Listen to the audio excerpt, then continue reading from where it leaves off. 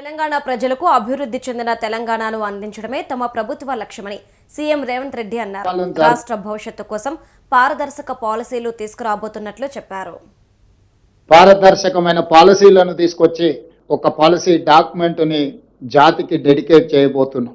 ఈ policy document జాతికి అంకితం చేయడం ద్వారా ప్రపంచ దేశాలలో ఉన్న దిగ్గజ కంపెనీలను, సాంకేతిక నిపుణులను, మన దగ్గర ఉన్న యువ సంపదకు ఉద్యోగ ఉపాధి అవకాశాలు కల్పించడానికి, తద్వారా రాష్ట్ర ఆర్థిక రంగంలో బలమైన ఆర్థిక రాష్ట్రంగా నిలదొక్కుకోవడానికి, తద్వారా ప్రజలకు ఇచ్చిన ప్రతి మాట సంక్షేమ పథకాలు అమలు చేయడానికి ఈ రోజు మనము ఒక విజన్ డాక్యుమెంట్ తయారు చేసుకున్నాం.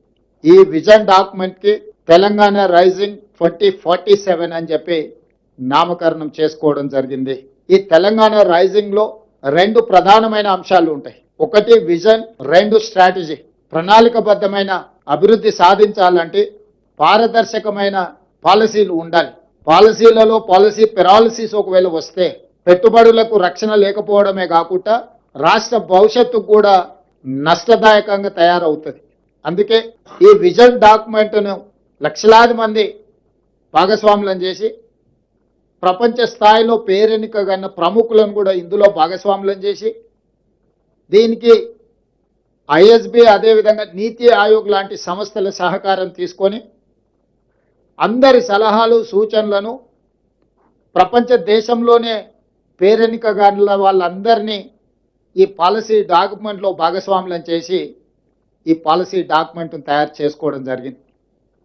దానికి సంబంధించి చాలా నిశ్చితంగా ప్రతి అంశాన్ని లోతుగా విశ్లేషించి పరిశీలించి భవిష్యత్తు ప్రణాళికలను ఈరోజు మనం సిద్ధం చేసుకున్నాము.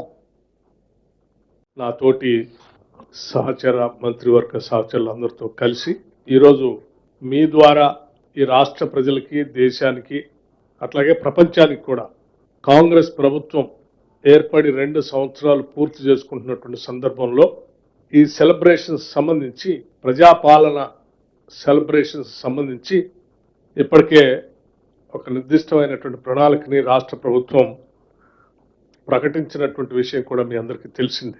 Rising Telangana rising 2047 summit December 9తో 2 సంవత్సరాలు పూర్తి చేసుకుంటున్నటువంటి సందర్భంగా ఈ సెలబ్రేషన్స్లో భాగంగా డిసెంబర్ 1వ తారీఖు నుంచి రాష్ట్ర వ్యాప్తంగా పాత ఉమ్మడి జిల్లాలకు సంబంధించిన ఒక్కొక్క జిల్లాలో ఒకరోజు ఉత్సవాల్ని ప్రారంభించుకొని ఆ కార్యక్రమాన్ని మొదలుపెట్టే విధంగా ఒక ప్రణాళిక తయారు చేయడం